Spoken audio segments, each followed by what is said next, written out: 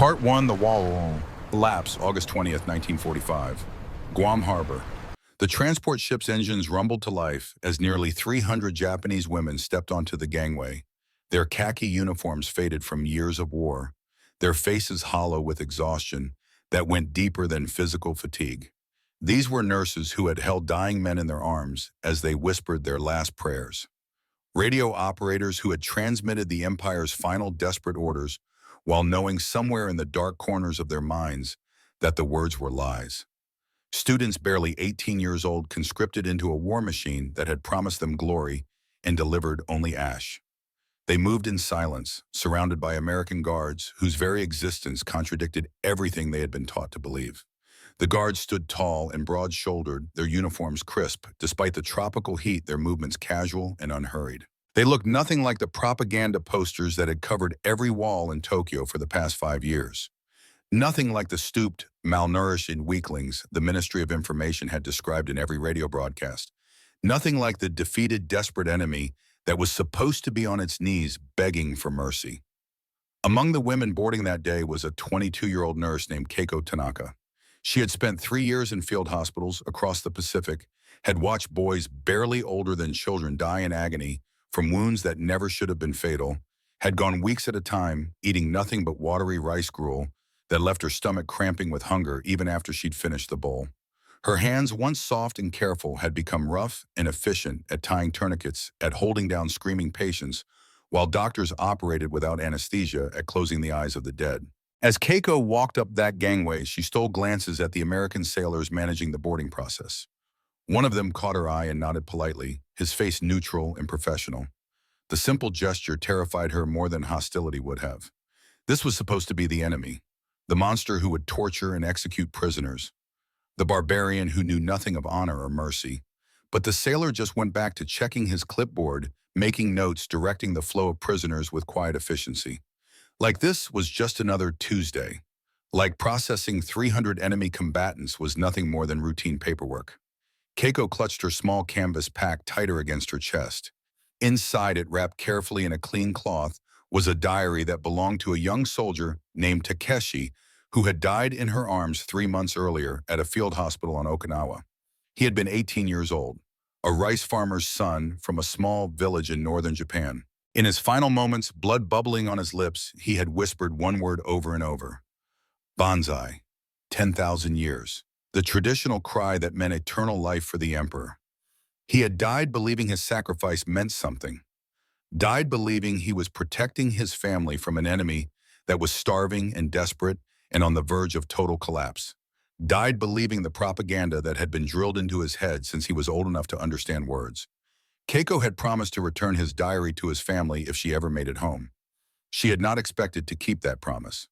When her commanding officer had informed her that they were surrendering to American forces, she had assumed execution would follow within days. Everyone knew that's what happened to prisoners. The Americans were barbaric that way, cruel, without honor. But here she was boarding a ship that would take her not to her death, but to the American mainland. And the first crack in her carefully constructed reality was already forming, though she did not yet have the words to name what she was feeling. The women were directed below deck to a cargo hold that had been converted into temporary quarters. Rows of bunks lined the walls, simple but sturdy, each with a thin mattress and 2 blankets folded at the foot. The space was clean, well lit by electric bulbs that cast steady white light without flickering. No shadows, no darkness, just constant, reliable illumination. For women who had spent years in military installations where electricity was rationed and candles were precious, the casual abundance of light felt almost obscene. Back home, civilians lived in darkness after sunset to conserve fuel. Children did their homework by candlelight. Factories shut down entire sections because there wasn't enough power to run all the machines. And here in a ship transporting enemy prisoners, the lights burned as if energy cost nothing at all. Keiko found a bunk near the back and sat down slowly, testing the mattress. It compressed slightly under her weight, soft but supportive. She tried to remember the last time she had slept on something that wasn't a wooden board or bare ground. The memory would not come. Near the front of the hold, a young woman with short cropped hair was examining the blankets with trembling hands. Her name was Hana Ashikawa, 19 years old, a university student who had been pulled from her studies 2 years earlier and assigned to a communications unit. Her mother had been a teacher arrested in 1942 for possessing Western literature. Hannah had learned early that the empire feared certain kinds of knowledge, feared questions, feared the truth. She held up the blanket to the light, running her fingers across the weave.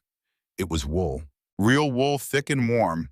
Not the rough cotton blend that the military had distributed to soldiers, not the threadbare remnants that civilians made do with after the cotton had been requisitioned for the war effort. This was actual wool, and it had been given to prisoners without question or ceremony, as if it were the most natural thing in the world.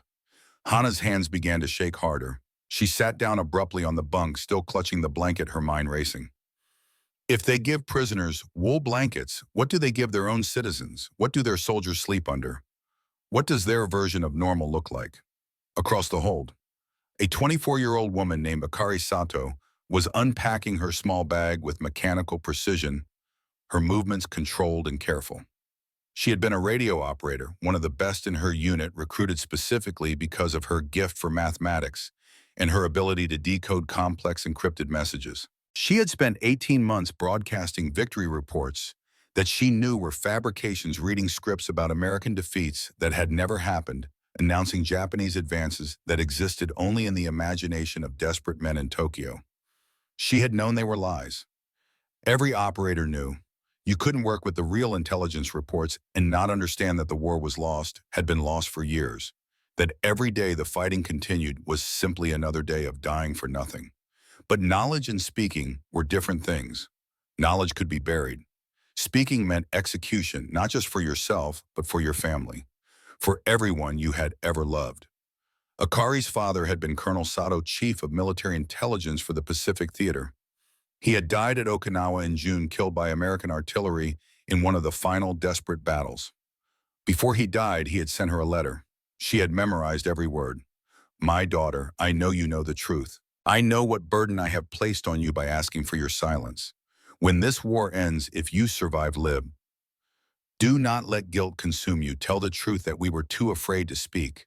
That is how you honor the dead, not by dying with us, but by living and remembering what really happened." The letter had arrived 3 days before news of his death. She had burned it immediately as he had instructed, but the words remained branded into her memory like scars. An American medic entered the hold, a woman with blonde hair pulled back in a practical bun, wearing the crisp white uniform of the Army Nurse Corps. Her name tag read Reynolds. She was perhaps 40 years old, her face lined with the kind of exhaustion that comes from seeing too much suffering, but her movements were steady and professional. She spoke in English, pausing after each sentence for a Japanese-American interpreter to translate. The interpreter was a young woman, perhaps 28, wearing an American uniform with the insignia of a lieutenant. Her Japanese was perfect without accent, but her presence was somehow impossible. A Japanese woman in an American uniform, speaking both languages with equal fluency, existing in a space that should not exist according to everything the Empire had taught. "We will be conducting medical examinations this evening," the medic said through the interpreter. "This is standard procedure for all prisoners of war. No one will be harmed. The purpose is to assess your health and provide any necessary treatment." The women exchanged glances. Treatment. The word felt foreign. Enemy combatants did not receive treatment. They received punishment, justice, sometimes mercy in the form of a quick death. But treatment implied care, implied that their health mattered, implied that they were still human beings worthy of medical attention. Keiko, with her nursing training, was called forward first. Dr. Reynolds examined her with the same professional efficiency she would use for any patient, checking her pulse, listening to her heart and lungs with a stethoscope, looking into her eyes and throat, palpating her abdomen for abnormalities. The examination was thorough but not rough, clinical but not cruel. When she finished, Dr. Reynolds made notes on her clipboard and then did something that made Keiko's breath catch. She reached into her pocket and pulled out a small, wrapped candy, holding it out with a slight smile. "You are safe now," the interpreter translated. "No one is going to hurt you." Keiko stared at the candy. It was wrapped in bright-colored paper, red and white stripes, like a barber's pole. She had not seen anything so colorful in years. Everything in Japan had become muted, worn down, bleached of vibrancy by the constant grind of rationing and shortage and loss. Her hand reached out almost of its own accord, taking the candy. The wrapper crinkled between her fingers, the sound impossibly loud in the quiet hold. She looked up at Dr. Reynolds, searching the woman's face for mockery or malice, but found only tired kindness. The medic moved on to the next woman. Keiko stood there holding the candy, unable to move, unable to process what had just happened. An act of casual kindness from the enemy, a gift given without expectation or ceremony.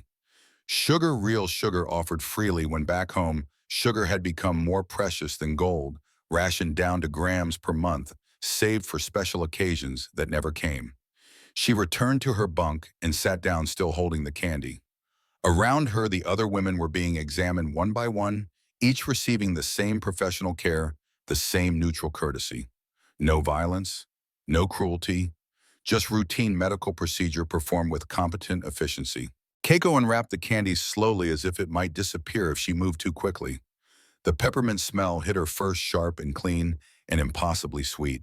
She placed it on her tongue, and the flavor exploded, intense and pure sugar and mint, flooding her senses in a way that made her eyes water. She tried to remember the last time she had tasted real sugar. Not the watery sweetness of overripe fruit, not the chemical aftertaste of saccharin substitute, but actual refined sugar made from cane or beet, processed and purified and abundant enough to use for candy. The memory would not come. It had been that long.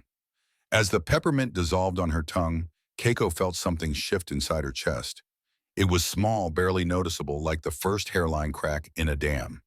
But it was there, a whisper of doubt, a question that had no safe answer. If they can afford to give candy to prisoners, what do they give to their own people? The examinations continued for over an hour. When they were finished, Dr. Reynolds and the interpreter left their footsteps echoing up the metal stairs.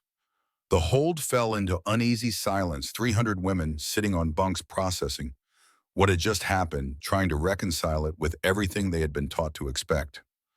Hana spoke first, her voice barely above a whisper, but cutting through the silence like a knife. They do not look like they are starving. Heads turned toward her. No one spoke, but the thought hung in the air, dangerous and undeniable.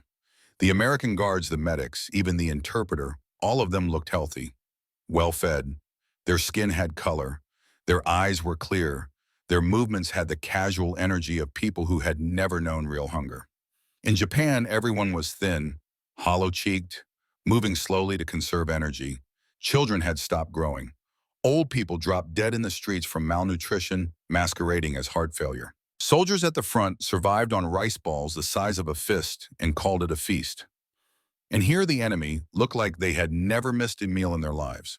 An older woman near the front, a supervisor in her mid-30s named Fumiko Nakamura, turned sharply toward Hana. Silence.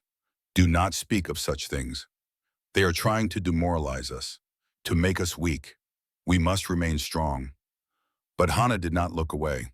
With respect, ma'am, I do not think looking healthy requires effort or deception. You cannot fake that kind of vitality. Either they have food or they do not. And clearly they have food. Fumiko's face tightened, but she said nothing more. What could she say? The evidence was right in front of them, undeniable and inescapable. The Americans were not starving, were not desperate, were not on the verge of collapse. Everything the Ministry of Information had told them for 5 years was wrong. Or worse than wrong, it was a lie. That night, as the ship's engines thrummed beneath them and the vessel began its journey toward the American mainland, Keiko lay awake on her bunk, staring at the ceiling. Around her, women tossed and turned, whispered prayers, cried quietly into their pillows. No one slept well. Keiko pulled out Takeshi's diary and opened it to the last entry written the day before he died. The handwriting was shaky, interrupted by pain, but still legible. She had read it dozens of times, but tonight the words felt different, heavier, more tragic. Mother, if you are reading this, know that I died believing our sacrifice would save Japan from the starving American enemy. I died with honor. I died serving the emperor. Tell my sisters I love them. Tell them not to cry. My death has meaning. We are winning. We must be winning. They tell us we are winning. Keiko closed the diary and pressed it against her chest. A boy of 18 dying in agony. His last thoughts a desperate hope that his suffering meant something, that the lies he had been told were true, that his death would accomplish something more than feeding the vanity of men in Tokyo who knew the truth and sent boys to die anyway. She thought about the candy dissolving on her tongue, about Dr. Reynolds' clean hands and healthy skin, about the American sailor who had nodded politely as if processing enemy prisoners was just another task on a very long list, about the electric lights that never flickered, the wool blankets given without hesitation, the medical care provided without cruelty. If everything they told us about American weakness was a lie, what else did they hide from us? The question circled in her mind like a vulture, patient and persistent, waiting for her to acknowledge what she already knew in her bones, that the answer was everything. They had hidden everything. The truth about the war, the truth about the enemy, the truth about their own chances of victory, which had never existed in the first place. And Takeshi had died never knowing. Thousands, maybe millions, had died never knowing. That thought, more than any other, was what kept Keiko awake as the ship cut through dark Pacific waters toward a country she had been taught to hate and fear. Not anger at the enemy, not shame at defeat, but grief for all the deaths that could have been prevented if anyone had simply told the truth. The next morning came too quickly. The women were woken at dawn by the sound of footsteps on the deck above the casual voices of American sailors beginning their day. The hold was still lit by electric bulbs, suggesting that the lights had never been turned off. Power apparently was not worth conserving. At 8 o'clock, American sailors began carrying in breakfast. The women watched in silence as metal trays were set up cafeteria style near the front of the hold. Steam rose from covered containers. The smell of food, real food, filled the space with an intensity that made Keiko's stomach cramp. One by one, the women formed a line, moving slowly, suspiciously, as if the food might be poisoned or some kind of elaborate trap. Keiko found herself near the middle of the line, close enough to see what was being served, but far enough back to watch the reactions of those ahead of her. The first woman to receive a tray simply stood there, staring down at it, her hands beginning to shake. The second woman took her tray to a table and sat down without eating, just looking at the food as if it were a hallucination that might disappear if she blinked. When Keiko reached the front of the line, an American sailor no older than 20 scooped food onto her tray with practiced efficiency. She looked down at what he had given her and felt the world tilt sideways. White bread, 2 slices, soft, fresh. Made from pure white flour with no sawdust, no rice hull filler, no ground acorn meal or tree bark. Just wheat. Honest to God, wheat bread that smelled like bakeries from childhood memories, so distant they might have been from another life. Scrambled eggs, real eggs, bright yellow, fluffy, still steaming. She could see flecks of pepper mixed in, smell the butter they had been cooked in. Butter. When had she last seen butter bacon? 3 strips, crispy, glistening with fat. The smell alone was overwhelming, rich and savory, and so intensely present that it seemed impossible. Meat, pork, salted and cured and cooked until the edges crisped. Protein that did not come from a handful of dried fish shared among 5 people. A small bowl of canned peaches swimming in syrup. The fruit gleamed in the light, golden and perfect, preserved in sugar water that looked thick as honey.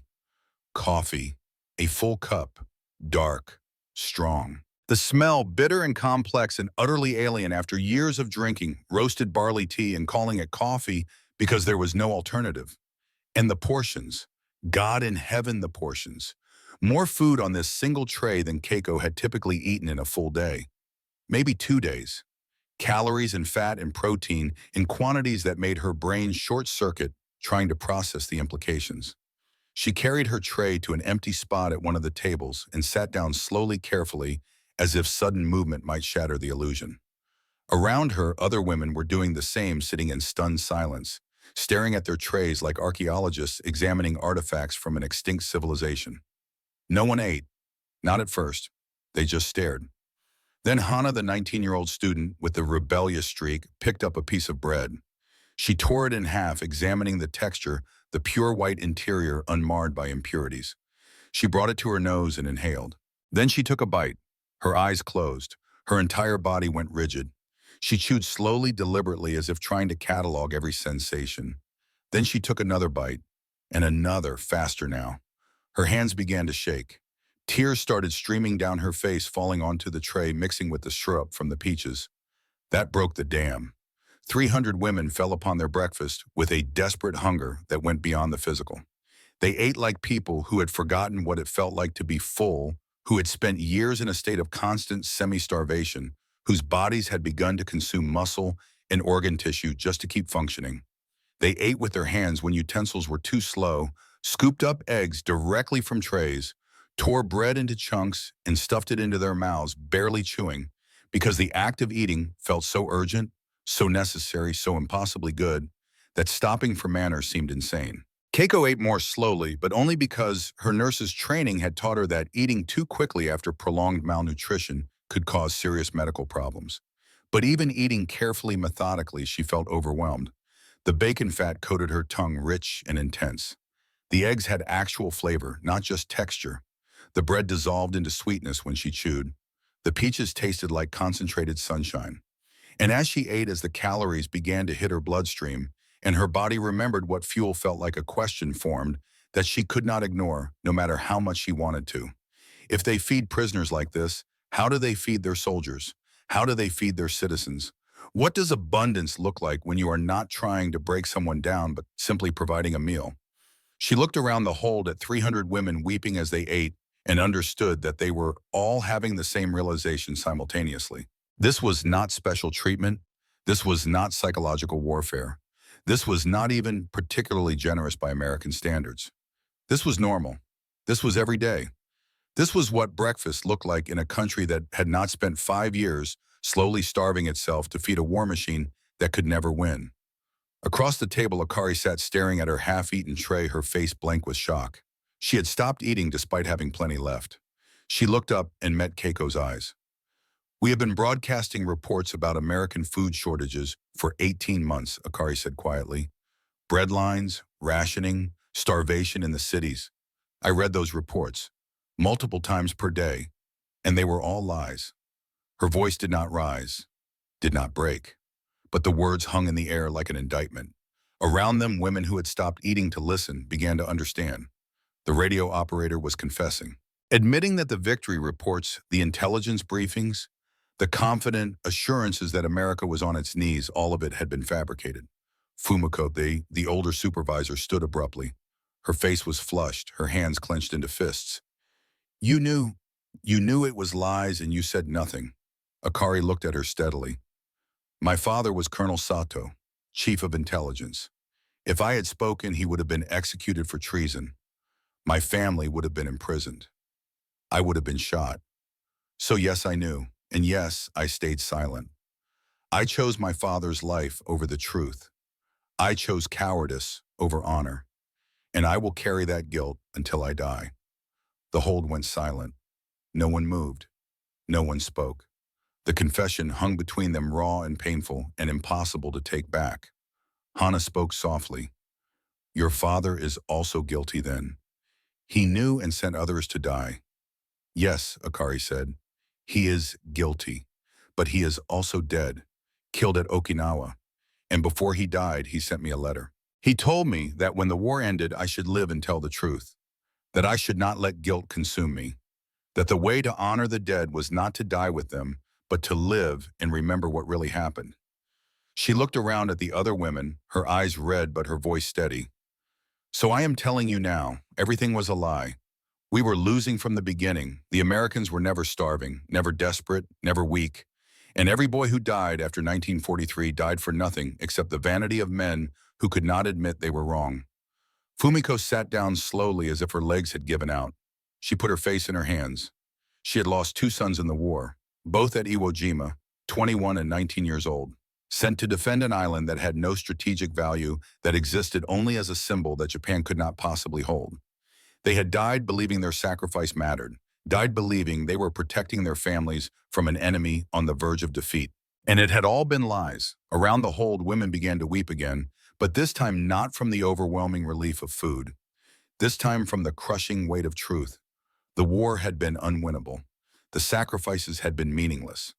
The deaths, all the deaths, could have been prevented by simply admitting reality and surrendering years earlier. But no one in power had been willing to do that. Because admitting defeat meant admitting they had been wrong, meant losing face, meant accepting consequences. So instead, they had sent millions to die, had starved their own people, had fought on, long past any rational hope of victory, all to preserve the pride of men who would never see a battlefield. Keiko finished her breakfast, slowly chewing each bite with deliberate care, thinking about Takeshi's diary entry.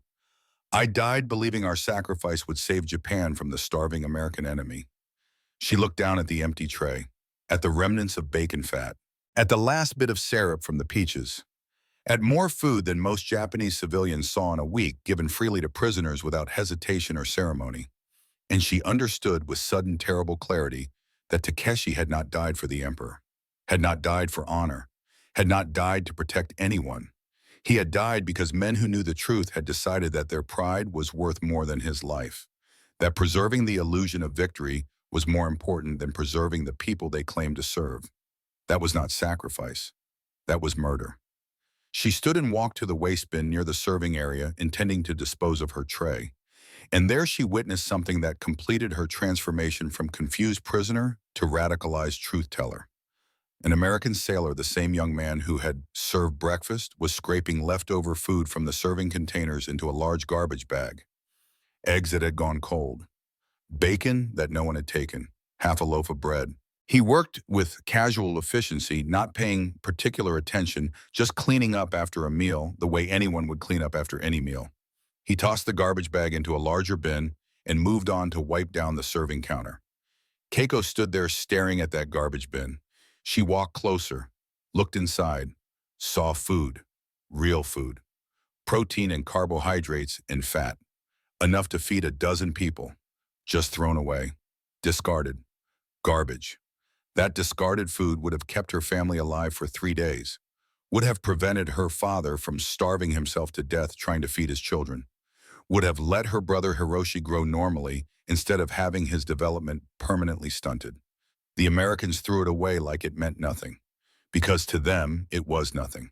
Scraps from a single meal, easily replaced, not worth the effort of storage or redistribution, just garbage.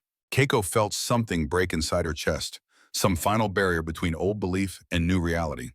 She turned away from the garbage bin and walked to the bathroom on unsteady legs. Once inside, a stall door locked, she leaned over the toilet and vomited up everything she had just eaten. Her body rejected the food not because it was bad, but because her mind could not process the implications of its abundance, could not reconcile years of starvation with casual waste, could not accept that she had believed lies while the truth was this simple, this obvious, this undeniable. When the vomiting stopped, she sat on the floor of the bathroom stall, arms wrapped around her knees, and let herself sob.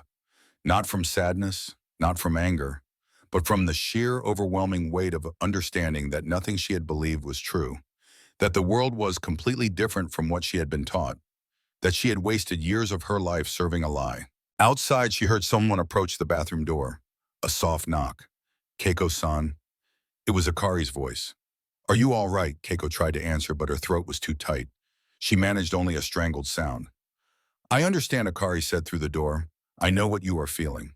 When I first decoded the real intelligence reports, when I first understood how badly we were losing, I spent an entire night in the bathroom crying.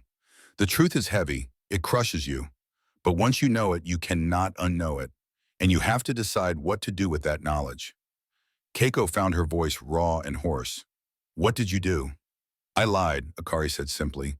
"Every day, for 18 months. I broadcast lies and watched people believe them and sent them to DC and did nothing. Because I was afraid. Because I valued my father's life over the truth." She paused, then continued quietly. "But my father is dead now, and I am still alive. So I can choose differently. I can tell the truth even if it is too late. I can make sure that everyone who survived knows what really happened. That is the only thing I can do to honor the people who died. Not by pretending their deaths were glorious, but by making sure no one forgets that they were lied to." Keiko stood slowly, her legs weak, and opened the stall door. Akari stood there, her face lined with exhaustion and guilt, and something harder. Determination, maybe, or desperation. The look of someone who had decided that if they were going to live, they had to make that life mean something. They returned to the hold together, The breakfast trays had been cleared away. The women sat in small groups talking in low voices. The atmosphere had shifted. No longer the shocked silence of the night before, but something more active, questioning, angry, beginning to wake up. Hannah was sitting with a group of younger women, her voice animated despite her exhaustion. If they lied about the food, what else did they lie about? The strength of their military, the condition of their cities, the willingness of their people to keep fighting. Everything one of the other women said, they lied about everything. Because if we knew the truth, we would have demanded surrender years ago, and they could not allow that. Better to let us starve than admit they were wrong. The conversations continued throughout the day, small groups forming and dissolving, sharing memories, comparing notes, piecing together the truth from fragments of experience and observation. Women who had served in different locations, who had seen different things, who had each noticed small inconsistencies that made sense only now in the light of revelation. By evening, when the next meal was served, no one hesitated. They ate with the same desperate hunger, but without the shock. The food was still overwhelming, still more than they had eaten in years. But now they understood it not as a miracle, but as confirmation. This was normal. This was everyday American abundance. And it made the past 5 years of Japanese starvation look not like necessary sacrifice, but like obscene cruelty. That night, 3 women found themselves in conversation on the deck during their allotted exercise time. Keiko, Akari, and Hana, 3 different ages, 3 different backgrounds, 3 different roles in the war, but united now by the same devastating realization. They stood at the railing, watching the sun set over the Pacific, painting the sky in colors that reminded Keiko of the propaganda posters. Red sun, rising empire, glory through sacrifice, all lies. I did not believe them from the start, Hannah said quietly. My mother was arrested for teaching Shakespeare. They said Western culture was corrupt. But Hamlet is not corrupt. Hamlet is about truth, about what happens when leaders lie and people die because of it. She looked at the other 2 women. I always suspected the war reports were false, but I was too afraid to say anything. Too young, too powerless. I told myself that speaking up would not matter, that I was just one person, that I could not change anything. But that was cowardice dressed up as pragmatism. Akari nodded. I knew the truth. I read the reports. I understood the numbers. And I stayed silent to protect my father. I told myself that one more voice would not make a difference, that the war was already lost, that speaking up would only cause suffering without changing the outcome. But those were excuses. I was simply afraid of the consequences. They both looked at Keiko, waiting. I believe Keiko said, her voice flat. Completely. Totally. I drank the poison they fed us and asked for more. I thought Americans were barbaric, thought we were winning, thought the sacrifices were necessary and meaningful and right. I watched boys die whispering prayers to the emperor, and I believed their deaths had purpose. She pulled Takeshi's diary from her pocket, held it up in the fading light. This belonged to a soldier who died in my arms, 18 years old. His last words were about protecting Japan from the starving enemy. He died believing the lies, and I never questioned them, never doubted. I was the perfect citizen, obedient, faithful, stupid. She looked at the diary, then at the 2 women beside her, but now I know better, and I cannot unknow it, and I am so angry I cannot even breathe. Not at America, at our own leaders, at the people who sent Takeshi to die, knowing he was dying for nothing, at everyone who knew the truth and stayed silent, at the entire system that made lying necessary and truth impossible. The 3 women stood there in the gathering darkness, united by rage and grief and a growing determination. They had been broken by the truth. But from the breaking, something harder was forming. A resolve to ensure that what had happened to them, to their families, to an entire generation would never be allowed to happen again. Not through violence, not through revenge, but through truth. By remembering. By refusing to let anyone forget what lies cost. By becoming living witnesses to the price of propaganda. Tomorrow they would reach California. Tomorrow they would see America with their own eyes. And everything they thought they knew would collapse even further. But tonight, on the deck of a ship crossing a dark ocean, 3 women made a promise to each other and to the dead. They would survive. They would remember. They would tell the truth.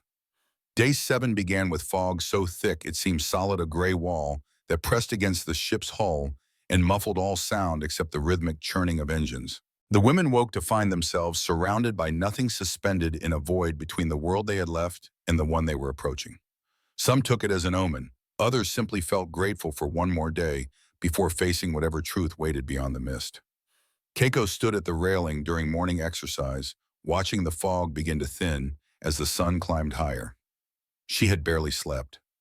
Every time she closed her eyes, she saw Takeshi's face, heard his whispered bonsai, felt the weight of his diary in her hands. The anger that had crystallized the night before still burned in her chest, steady and hot like banked coals. Beside her, Akari was doing calculations in her head, her lips moving silently as she worked through numbers that no longer made sense. Production figures she had broadcast versus the reality they were witnessing. The math did not add up, had never added up. But she had read the numbers anyway, had transmitted them across the Pacific, had helped build the lie that sent men to die. Hana joined them, her young face already lined with exhaustion that went deeper than lack of sleep. She carried a book she had found in the small library the Americans had set up in one corner of the hold, Tom Sawyer in English. She could not read it, but she held it anyway, as if the physical presence of forbidden Western literature was itself an act of rebellion. The fog lifted gradually, revealing first the peaks of distant mountains, then the curve of coastline, then finally the full sweep of the California shore. And as the mist cleared, San Francisco emerged like something from a dream, or a nightmare, depending on how you looked at it. Skyscrapers rose from the hills in clusters, steel and glass, catching the morning light and throwing it back in 1,000 fractured reflections. The buildings were not damaged, not scarred by bombing, not reduced to rubble and ash. They stood tall and proud and utterly intact, as if the war had been happening on a different planet entirely. The Golden Gate Bridge stretched across the bay, impossibly massive, painted a bright orange that seemed almost aggressive in its vibrancy. Cars moved across it in steady streams, dozens visible, even from this distance. Cars, running on gasoline, as if fuel was so plentiful it could be burned for leisure, for the simple convenience of moving from one place to another without thinking about the cost. The harbor swarmed with activity, cranes the size of buildings lifting cargo containers with mechanical precision, warehouses stretching for blocks, their roofs gleaming with newness, ships coming and going in organized chaos, their movements coordinated by some invisible system that kept everything flowing without collision or confusion. The whole scene hummed with industrial efficiency that made Japan's desperate wartime production look like children playing with toys. And everywhere, there were lights, electric lights burning in buildings despite the sun being fully risen. Street lights still on. Signs advertising products, businesses, services. Light used casually, wastefully, as if electricity cost nothing. As if power was so abundant that conserving it was not even a consideration. The women crowded against the railings, 300 pairs of eyes staring at a city that should not exist. Not like this. Not after 4 years of total war. Not after mobilizing every resource to fight an enemy that propaganda had assured them was on its knees. This was supposed to be a dying nation, crumbling infrastructure, silent factories, desperate citizens queuing for bread. Instead, it looked like San Francisco had not even noticed there had been a war. Like the entire Pacific conflict had been a minor inconvenience rather than an existential struggle. Keiko gripped the railing so hard her knuckles went white. Her breath came short and fast, as if the sight of the city was physically crushing her chest. "This cannot be real," she whispered. "It is a stage set. It must be. They built it to deceive us." But Akari shook her head slowly, her mathematician's mind already accepting what her heart wanted to deny. Stage sets do not have that much traffic, do not have that many functioning cranes, do not have power running to every building. This is real. This is their normal. And we have been lied to about everything. A sailor walked past them, whistling a tune Keiko did not recognize, his hands in his pockets, his gait relaxed and unhurried. He glanced at the Japanese women, nodded politely, and continued on his way. Just another morning, just another ship pulling into harbor. Just another Tuesday in a city that had won a war without seeming to notice the effort. That casual indifference was somehow more devastating than hostility would have been. If the Americans had been cruel, if they had gloated or mocked, it would have fit the narrative, would have made them the villains the propaganda had promised. But this polite disinterest, this sense that 300 enemy prisoners were just another item on a very long list of things to process, suggested a scale of power so vast that Japan had never registered as a real threat. You do not gloat over an enemy you never feared. You do not mock an opponent you never took seriously. You simply go about your day, whistling hands in pockets because the outcome was never in doubt. Hana turned away from the railing abruptly, her face pale. I need to sit down. They found a spot on the deck away from the crowds and sat with their backs against a bulkhead. Around them, other women were having similar reactions, some weeping openly, others standing rigid with shock, a few laughing with the kind of hysteria that comes when reality breaks in ways too fundamental to process normally. Fumiko, the older woman who had lost two sons, was on her knees near the bow, her hands pressed flat against the deck, her shoulders shaking with sobs that had no sound. Someone tried to comfort her, but she pushed them away violently, needing the pain, needing to feel something real and uncomplicated in a world that had just revealed itself to be entirely false. If America looks like this now, Keiko said quietly after 4 years of total war, what did it look like before? What does their version of damage look like? And more terrifying, Akari added, if this is just one coastal city, what does the rest of the country look like? What does their industrial heartland look like?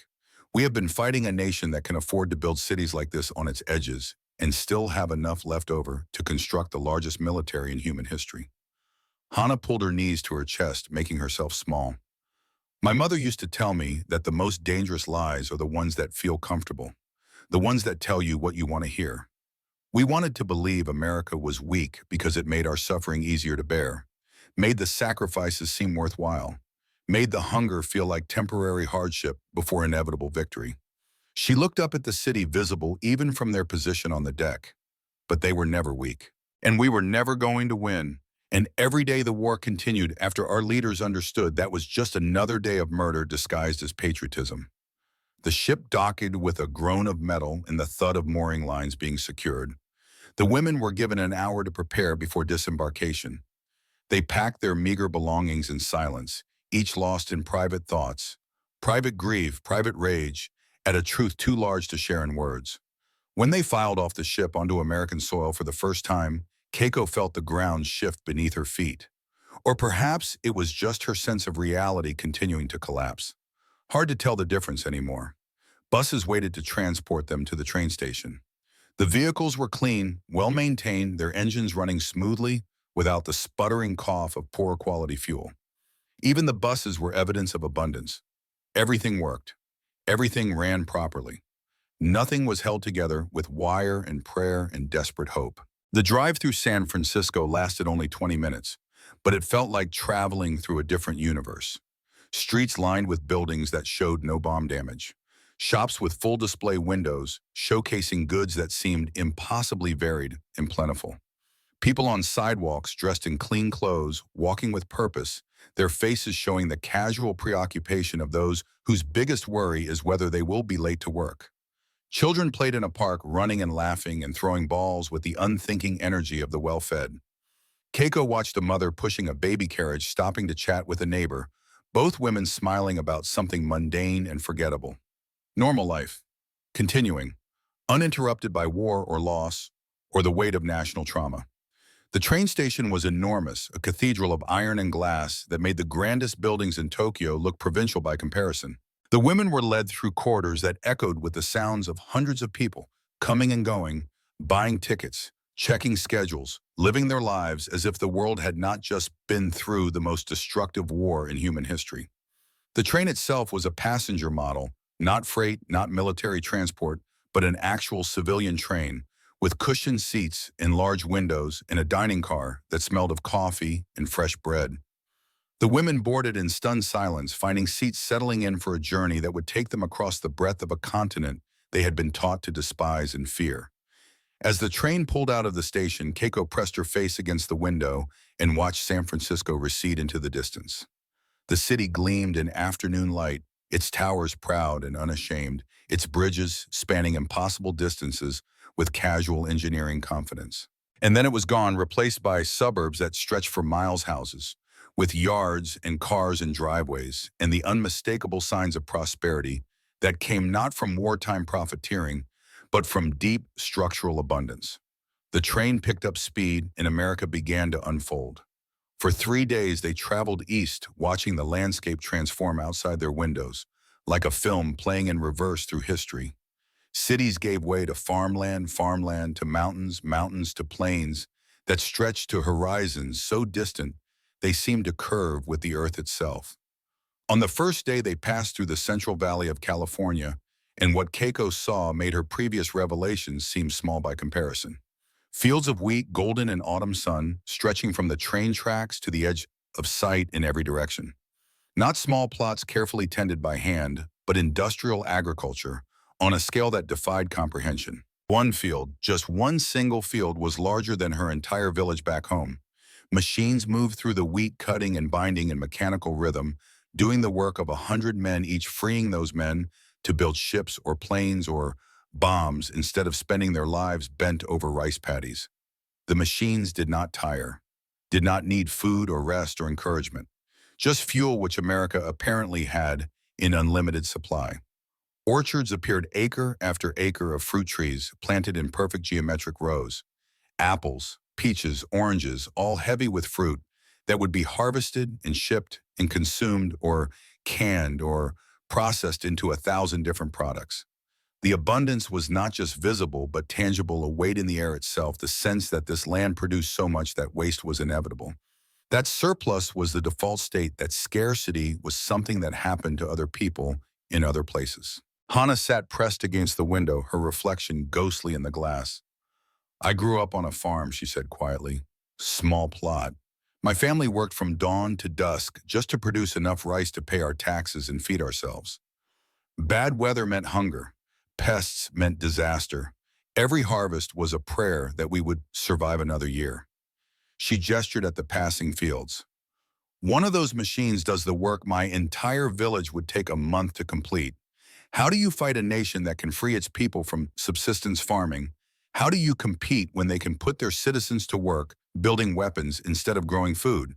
"You do not," Akari said from across the aisle. "You cannot. The war was over before it began. Japan is an island nation with limited resources fighting a continental power with unlimited land and natural wealth. The only reason our leaders thought we could win was because they believed spirit could overcome material reality. That Bushido could defeat industrial production. That divine wind would save us from mathematics." She laughed bitterly. "I was a mathematics student before the war. I understood probability, statistics, production capacity. The numbers were always impossible, but I broadcast the lies anyway. Told people we were winning when any competent analysis made it clear we were dying. And people believed me because they wanted to believe, because the truth was too terrible to accept." On the second day, they passed through a small town in Nebraska, population maybe 2,000, announced by a weathered sign at the edge of the platform.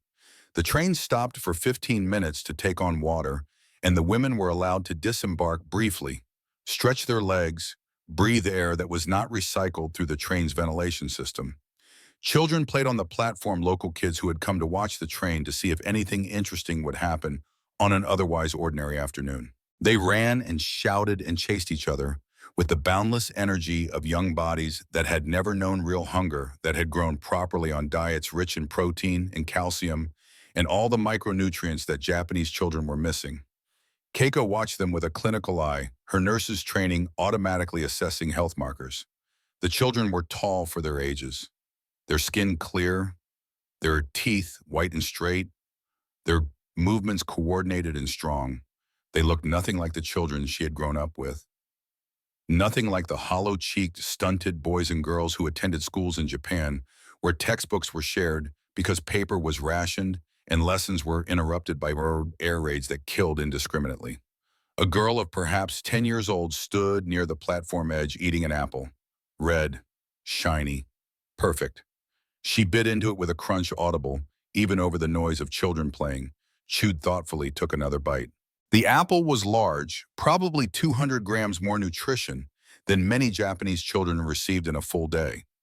The girl took a third bite, made a face, apparently decided she did not want it anymore, and tossed the apple into a trash can beside the bench where she had been sitting. 3 bites, then garbage.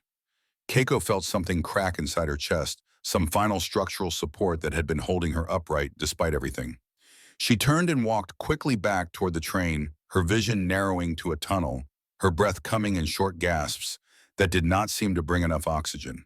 She found the bathroom at the end of the car, locked herself inside, and slid down to sit on the floor with her back against the door. The sobs came from somewhere deep, an animal beyond conscious control, beyond the ability to suppress or redirect. She cried the way she had not cried when her father died, when Takeshi died, when she received news that Hiroshima had been bombed and her family might be dead. This was different. This was not grief over a specific loss, but over the collapse of meaning itself. Everything she had suffered, everything she had witnessed, all the death and pain and sacrifice, it had been for nothing. Less than nothing. It had been for the vanity of men who knew the truth and chose lies. For the pride of leaders who valued their own face more than the lives of their people. That apple. 3 bites and garbage. While Hiroshi, her 8-year-old brother, had gone years without tasting fresh fruit, had grown up malnourished to the point of permanent damage, had a body that would never fully recover, even if he ate well for the rest of his life. And this American child had thrown away more nutrition than he would see in a week, thrown it away casually, thoughtlessly, because she was slightly bored with the flavor. The contrast was not just unfair, it was obscene. It was evidence of a crime so vast that individual perpetrators seemed irrelevant.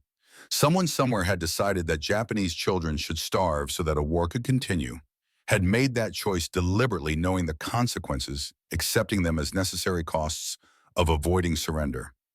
That was not military strategy. That was child sacrifice dressed in the language of national honor. A knock on the door. Keiko Sanakari's voice soft with understanding. "Are you all right?" Keiko tried to answer, but her throat was too tight, her breathing too ragged. She made a sound somewhere between a sob and a scream. "I know," Akari said through the door. "I saw the apple too. I know what you are feeling. When I first understood the real numbers, the actual production capacity we were fighting against, I spent an entire night crying in my quarters. The truth does not arrive gently. It comes like a tsunami and destroys everything you thought was solid ground."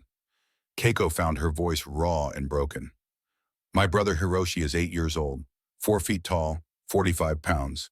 His bones are malformed from calcium deficiency. His teeth are rotting. His growth has stopped. And that will never change. Even if he eats well now, the damage is permanent. His body will carry the scars of starvation for his entire life." She pressed her forehead against her knees. "And that girl threw away an apple. 3 bites. Just threw it away because she was bored. Not because she was full. Not because it was bad. Just because she felt like it. Because food means so little to her that wasting it does not even register as wrong." Through the door, Akari was silent for a long moment. "Then that is what abundance looks like. When you have so much that waste is invisible.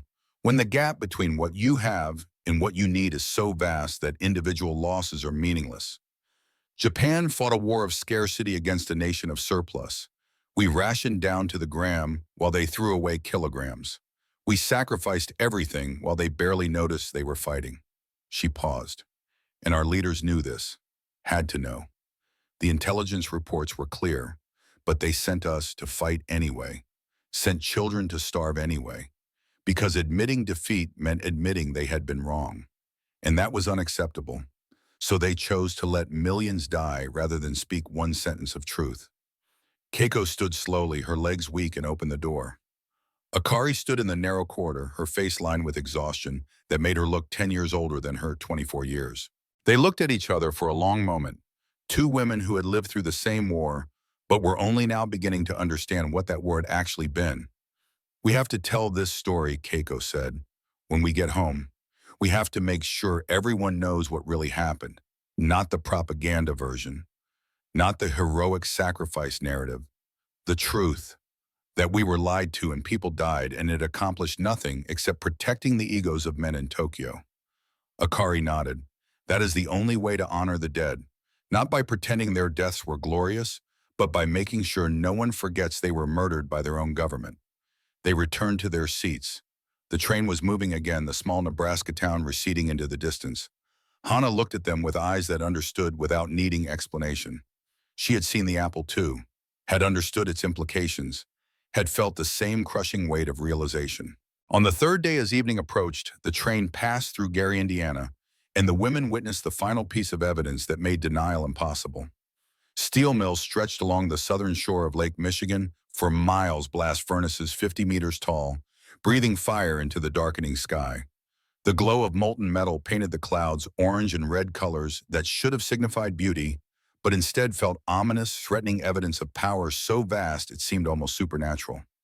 The mills ran continuously, their operation never stopping, 3 shifts of workers keeping the furnaces hot, and the steel flowing 24 hours a day, 7 days a week for the entire duration of the war, and continuing now in peacetime without pause or hesitation. The sound was overwhelming, even through the train windows, a cacophony of industry that spoke of production capacity Japan had never possessed and never could possess. Akari stood and moved to the window, pressing her face against the glass, counting furnaces. Estimating output, doing the mathematics that had been her specialty before the war consumed everything. Her lips moved silently as she calculated, her expression growing more stricken with each passing second. Finally, she turned to face the other women, her voice loud enough to carry through the car. Listen to me, all of you. I need you to understand what we are looking at. The conversations died. Everyone turned to watch her. That complex, Akari said, pointing at the mills, produces approximately 11 million tons of steel per year. One complex, Japan's entire steel production in 1943, our peak year, was 7.8 million tons. That means this single American industrial site outproduces our entire nation. She paused to let that sink in. The United States has dozens of complexes like this. Dozens. While we were rationing metal so severely that citizens were required to donate kitchen implements, America was producing more steel than it knew what to do with. While we were building planes out of wood because we did not have enough aluminum, America was constructing thousands of all-metal aircraft and still had enough left over for civilian production. Her voice rose, anger finally breaking through the careful control she had maintained. We never had a chance, never. From the moment we attacked Pearl Harbor, the outcome was determined. It was only a question of how long it would take and how many people would die. And our leaders knew this, had to know. The intelligence reports were clear, but they sent us to fight anyway. Fumiko stood abruptly, her face flushed, her hands shaking. My sons died at Iwo Jima, 19 and 21 years old. Died defending an island that had no strategic value. Died because giving up that island meant admitting we were losing. You are telling me they died for nothing? Akari met her eyes without flinching. I am telling you they died so that men in Tokyo could delay admitting they had made a mistake. I am telling you their deaths were not sacrifice but murder. I am telling you that every person who died after 1943, when the outcome was clear, was killed not by the enemy, but by our own leaders who chose pride over peace. The car erupted. Women who had been silent for days suddenly found their voices, shouting questions and accusations and grief that had been suppressed too long. The sound rose and echoed off the metal walls, a chorus of rage and pain and understanding that came too late to save anyone, but might prevent it from happening again. Keiko sat quietly watching the mills slide past the window, their fires burning eternal, their production unstoppable. She thought about Takeshi's diary, about his last words, about the soldier's firm belief that his death had meaning and purpose and would contribute to ultimate victory. He had died for a lie. They had all died for a lie. Millions of people, soldiers and civilians, Japanese and American, and everyone else caught in the machinery of war, all of them killed or maimed or traumatized because a handful of men in Tokyo had decided that admitting error was worse than allowing mass death. That was not tragedy. That was crime. And the criminals would face no justice because they were already dead or too powerful to touch. The only justice available was memory, making sure the truth survived, making sure future generations understood what happened when leaders valued pride over truth, when nations built identity on lies, when patriotism became indistinguishable from suicide. The train continued east through the night. The women slowly quieted, exhausted by emotion, overwhelmed by revelation. But something had changed in that car. A transformation had occurred. They had boarded as prisoners, confused, ashamed, still half believing the propaganda despite evidence to the contrary. They were becoming something else now. Witnesses, truth-tellers, women who had seen behind the curtain and could never unsee what they had learned. The knowledge was a burden they would carry for life, but it was also a responsibility, an obligation to the dead, and to the future. Tomorrow they would reach Camp McCoy in Wisconsin. Tomorrow they would discover that even in captivity, even as designated enemies, they would be treated better than they had been treated as citizens of their own country. And that final revelation would complete their transformation from loyal subjects of the empire to its most dangerous opponents. Not through violence, not through military resistance, but through something more powerful and more permanent, through truth, through witness, through absolute refusal to let anyone forget what lies cost.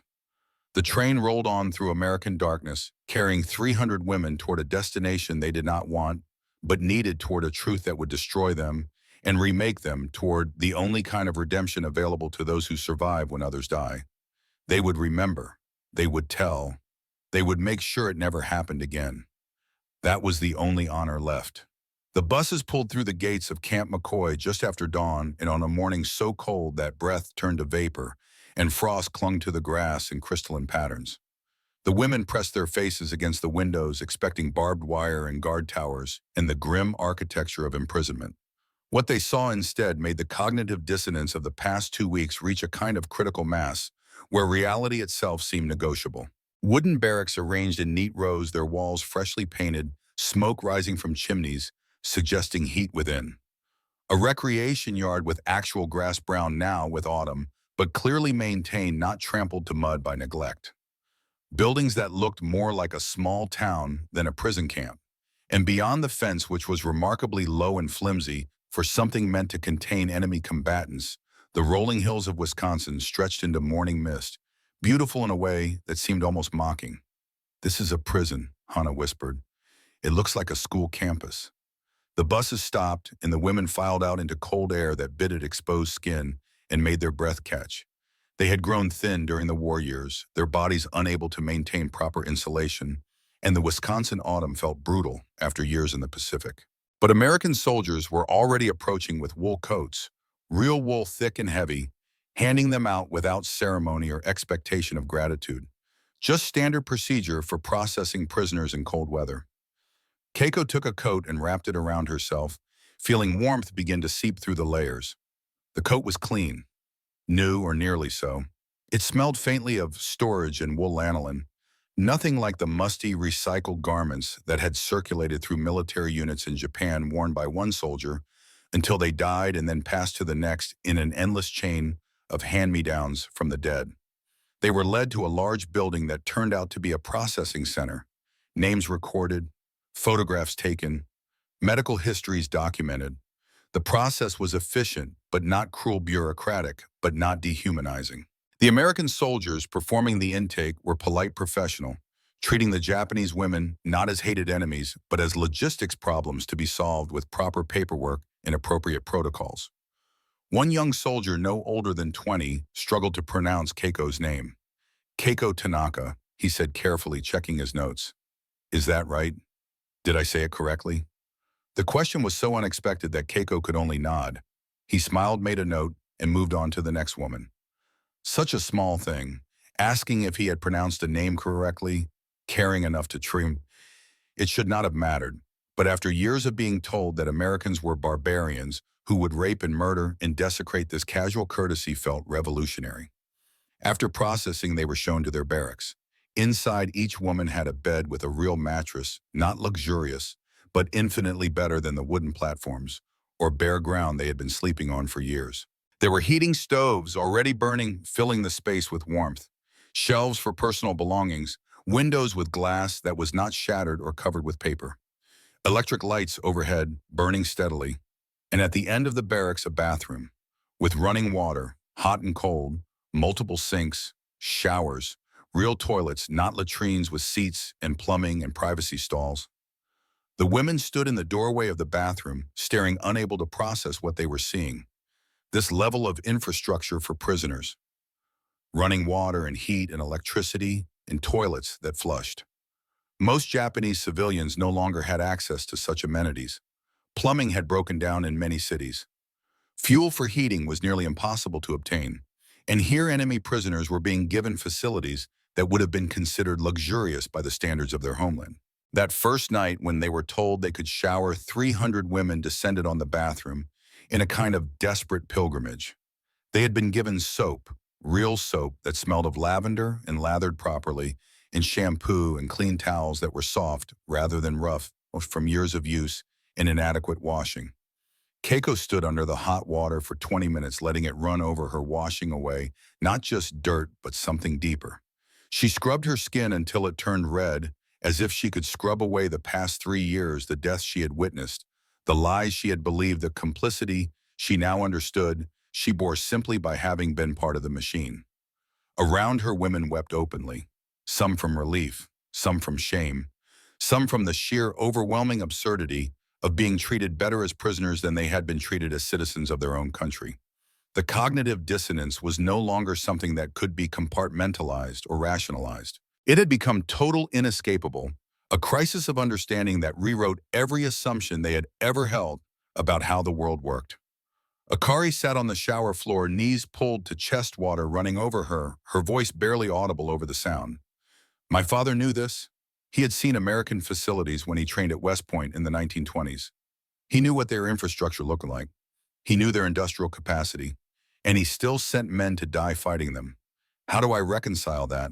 How do I honor his memory while acknowledging what he did? Hana sat down beside her, not touching, but present. You honor him by telling the truth, by making sure his mistakes are not repeated, by loving the man he was while condemning the system he served. People are not simple. Your father was a victim and a perpetrator simultaneously. Both things can be true, but it does not feel true, Akari said. It feels like betrayal either way. If I defend him, I betray the dead he helped kill. If I condemn him, I betray my own father. There is no position that does not require betrayal. Then betray the right people, Keiko said from across the room. Betray the system, betray the ideology, betray the lie, but do not betray the truth. That is the only betrayal that matters. Everything else is just choosing which painful thing you can live with. They finished showering eventually and returned to the barracks wearing clean clothes that had been provided, simple but adequate, more clothing than many of them had owned in years. They lay in real beds under warm blankets and listened to the heating stove tick and settle as it burned through the night. Sleep came easier than it had in weeks. Not because they had found peace, but because their bodies were so exhausted from emotional upheaval that unconsciousness arrived as a mercy, whether they wanted it or not. The next morning began with breakfast in a mess hall that could have served 200 people comfortably. The meal was similar to what they had been given on the ship: eggs, bacon, toast, fruit, coffee. Portions that still seemed impossibly large despite 2 weeks of American feeding. But now they ate without hesitation, their bodies beginning to remember what proper nutrition felt like, their minds starting to accept that this abundance was not temporary or illusory, but simply how things were in this country. After breakfast, they were assembled for medical examinations. Dr. Margaret Reynolds, the same physician who had examined them at Guam, stood at the front of the room with a team of Army doctors and nurses. She looked tired but determined, holding a clipboard thick with papers. We need to conduct comprehensive health assessments, she said through the interpreter. This will include measurements, blood tests, x-rays, and nutritional analysis. The goal is to understand the full extent of the malnutrition you have experienced and develop appropriate treatment plans. This will take several days. I know it is intrusive, but it is necessary if we are going to help you recover. The examinations were thorough to the point of being uncomfortable. Height and weight recorded with clinical precision, blood drawn and sent to laboratories for analysis. X-rays taken of bones and teeth and organs, physical tests to assess strength, flexibility, coordination. Questions about diet, about illness, about the conditions they had lived under during the war. The results horrified the American medical staff in ways that were visible despite their professional training. Keiko, being a nurse, was allowed to see her own results, and what she learned made the anger that had been building for weeks crystallize into something harder and more permanent than rage. This was not anger anymore. This was conviction. Her bone density was equivalent to a woman in her 50s, despite being only 22 years old. Her growth plates had fused prematurely around age 16, when chronic malnutrition had signaled her body to stop trying to grow because there was not enough calcium and protein to support further development. The damage was permanent, irreversible. She would be prone to fractures for the rest of her life, would likely develop osteoporosis early, would carry the physical scars of starvation in her skeleton until the day she died. And she was not unique. Every woman tested showed similar results. Stunted growth, weakened bones, vitamin deficiencies so severe they bordered on diseases that should not exist in modern populations. Anemia, malformed teeth, muscle wasting, signs of organ stress from years of inadequate nutrition. Dr. Reynolds sat down with Keiko in a private room to discuss the findings. Her face was drawn with something that looked like guilt, though she had no reason to feel guilty for atrocities committed by another nation. "You have medical training," Dr. Reynolds said. "So I am going to be direct. The damage to your body is permanent. Your bones will never achieve the density they should have. Your height is several inches shorter than your genetic potential because growth stopped prematurely. These effects cannot be reversed, only managed." She paused, choosing words carefully. "I want you to understand something. This is not the result of war. This is the result of policy. Your government chose to prioritize military production over civilian nutrition, chose to continue fighting long after the outcome was clear, rather than surrender and feed its people. This was done to you deliberately. This was not collateral damage. This was sacrifice. And you were not asked. You were simply consumed." Keiko looked at her x-rays, at the ghost image of her skeleton, captured on film, at the evidence of what 5 years of rationing and propaganda had cost. She thought about Hiroshi, 8 years old, still in Japan, still living under occupation, still carrying damage that might be even worse than hers, because he had been younger, more vulnerable, his growing body even more dependent on proper nutrition during critical developmental windows. "Will my brother," Keiko asked quietly, "if he gets proper food now? Can he still recover?" Reynolds hesitated. "If he is 8 now, there is still time. Some of the damage can be mitigated if he receives adequate nutrition for the next several years. His height will likely still be affected, and his bone density will never be optimal, but the outcome can be better than if deprivation continues. The occupation is sending food aid. There is reason for hope, but I cannot promise anything." "Hope," Keiko said. The word tasted strange. She had not had hope in so long that experiencing it felt dangerous, like touching something that might burn. But it was there nonetheless. The possibility that Hiroshi might have a better life than the one he had been condemned to by the circumstances of his birth. The possibility that truth and adequate nutrition might save at least some of the children who had survived when so many had not. That afternoon, they were addressed by an American officer, Major William Brooks, who had been assigned to provide education about the war's realities. He was in his mid-40s, his uniform decorated with ribbons that suggested extensive combat experience, his manner direct without being cruel. "I am here," he said through the interpreter, "to give you information that your government withheld. You deserve to know the truth about the war you lived through, about why it was unwinnable, about what the actual numbers look like. This is not to humiliate you. This is to ensure you understand reality so that you can make informed decisions about your future." He pulled down a projection screen and began showing statistics. Aircraft production, ship construction, tank manufacturing, oil refining capacity, steel output, all compared side by side, Japan versus the United States, the numbers so lopsided they seemed impossible. For every airplane Japan built, America built 4. For every ship, 5. For every barrel of oil, refined 54. The industrial disparity was not close. It was not even competitive.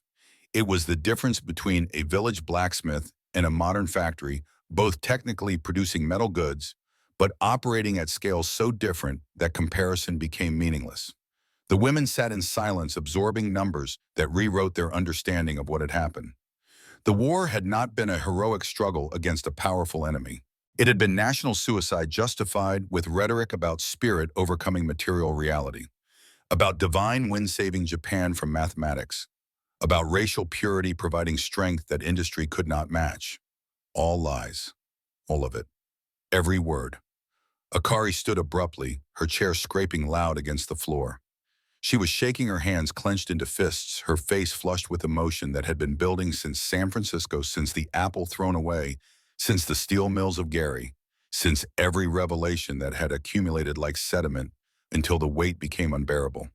"You are telling me," she said, her voice rising, "that we never had a chance, that from the moment we attacked Pearl Harbor, the outcome was determined. Major Brooks met her eyes steadily. Yes, from a purely industrial standpoint, Japan could not win a war of attrition against the United States. Your leaders knew this, or should have known. The intelligence was available. The numbers were clear, but they chose to fight anyway. Why Akari screamed the word all pretense of control gone? Why did they send us to die if they knew we could not win? Why let millions starve? Why continue fighting until cities were ashes and children were eating bark? Why the room erupted? 300 women who had been holding rage and grief and confusion for weeks suddenly could not contain it anymore.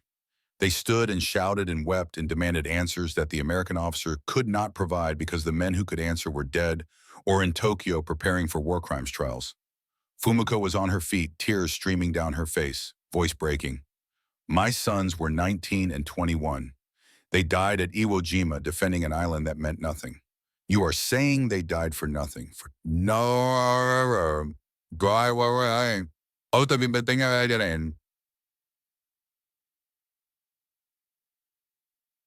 Unning Major Brooks did not flinch. They died because the men who led your country chose pride over their lives, chose to continue a war they knew was lost rather than accept the consequences of surrender. That is not nothing, that is murder. And I am sorry, but you deserve to know the truth. Hana climbed onto her chair, young and fierce and done with staying silent. How many Americans died in the entire war? Brooks checked his notes.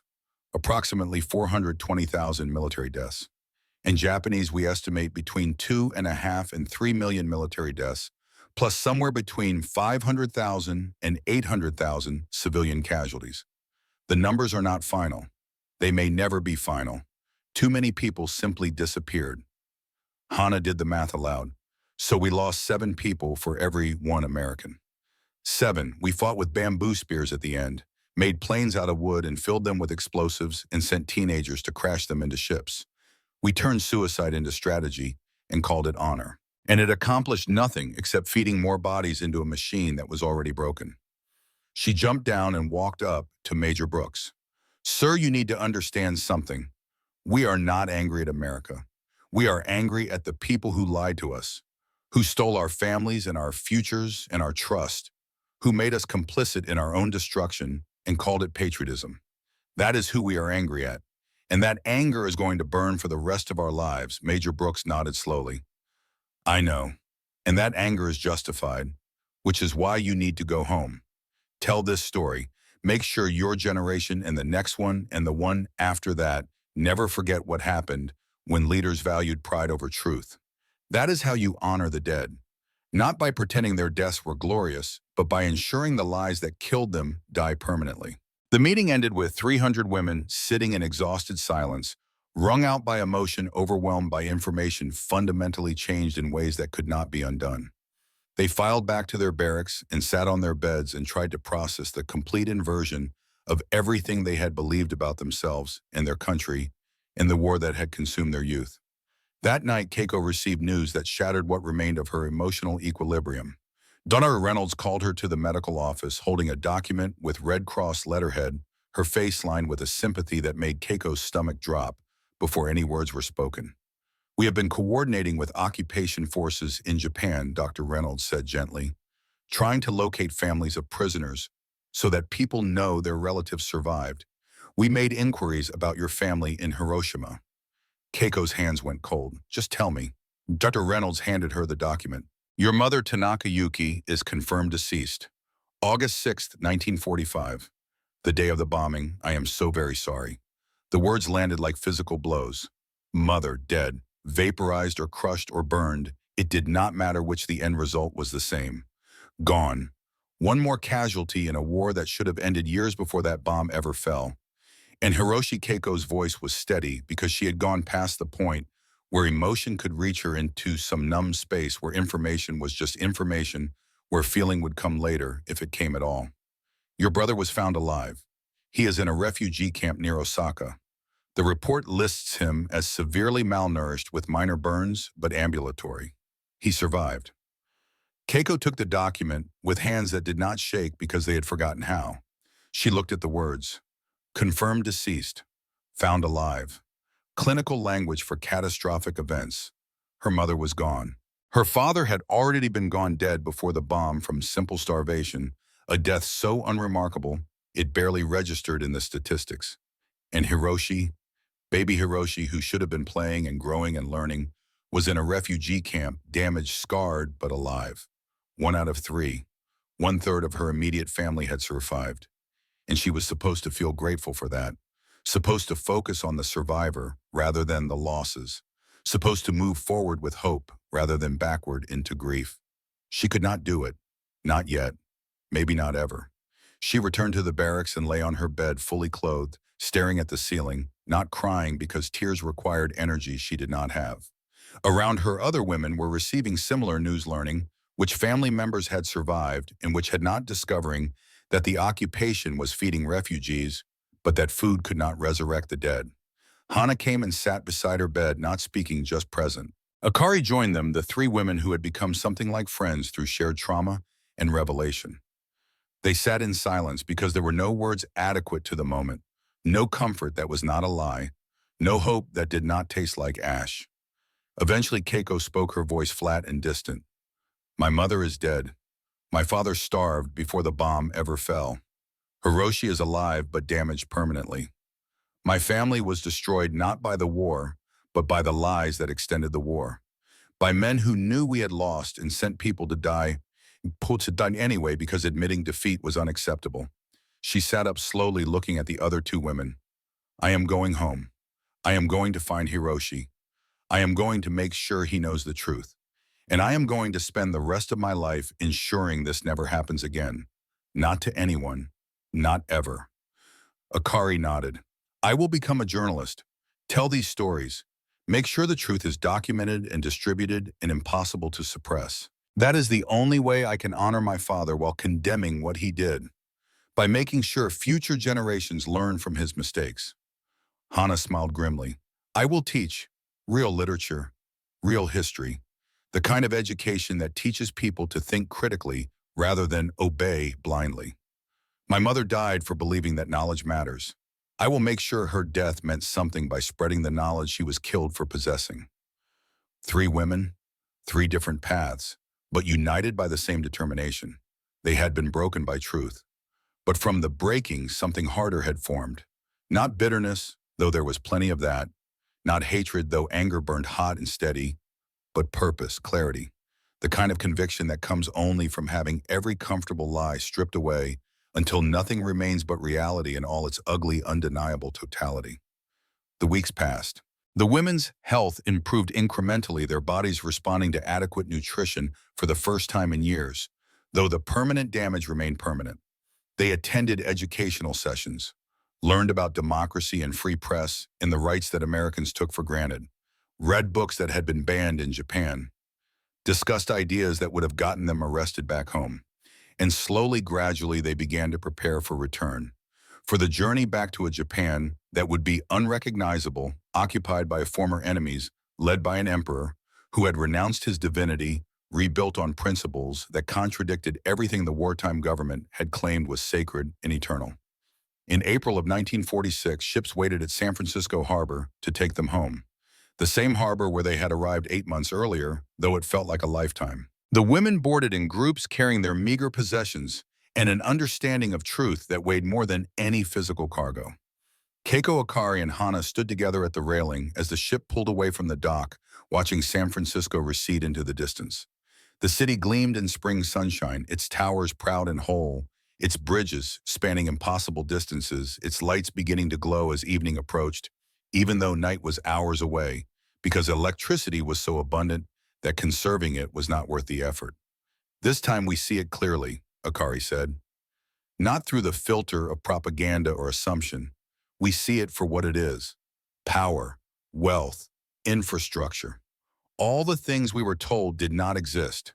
And now we go home, Hannah added, to a country that needs to rebuild everything. Not just buildings, but understanding. Not just cities, but trust. We have to help create something better than what was destroyed. Keiko pulled out Takeshi's diary one last time. She had carried it through everything, this record of a boy who died believing lies, whose last thoughts were about honor and sacrifice and a victory that was never going to come. She opened to the last page where she had written her own note months ago. Your name was Takeshi. You were 18 years old. You died believing a lie, but I am going to tell the truth, I promise. Your death will not be forgotten, and the people who sent you to die will not be forgiven. She closed the diary and held it against her chest. The promise remained, would remain for the rest of her life. She would tell the truth, would make sure Hiroshi understood what had happened and why, would work to build a Japan where propaganda could not again disguise murder as patriotism. The ship turned south, following the coast toward Panama, and then across the Pacific to a homeland that was no longer home in any sense that mattered. But it was where they needed to be, where the work waited, where truth had to be planted like seeds in scorched earth, watered with tears and rage and stubborn refusal to let lies win simply because they were more comfortable than reality. 30 years later, Keiko would write in her journal about a doctor looking back on the journey that had transformed her from loyal nurse to witness for truth. The entry would be brief, factual, carrying the weight of decades spent honoring a promise made on a ship returning from enemy territory. In 1946, I was 22 years old, returning from America, where I had seen the truth. Our enemy was not dying, but thriving. After the war, they fed us. My brother survived. I became a doctor. Akari became a journalist. Hana became a teacher. We spent our lives ensuring the next generation knew the truth. Not to breed hatred, but to prevent forgetting. Those who died deserve to be remembered not as heroes of a lie, but as victims of greed and deception. That is how we honor them. With truth. The ship sailed on through Pacific waters carrying 300 women who had been prisoners and were now something more dangerous and more necessary. They were witnesses. They were truth-tellers. They were the living memory of what happened when nations built identity on lies and patriotism became indistinguishable from suicide. They would remember. They would tell. They would make sure it never happened again. That was the only victory available, the only redemption possible, the only way to honor the dead without perpetuating the lies that killed them. They sailed toward that task with determination born from devastation, with purpose forged in the furnace of revelation, with clarity that came only from having every comfortable assumption stripped away until nothing remained but truth and the responsibility to speak it. The war was over. The real work was just beginning.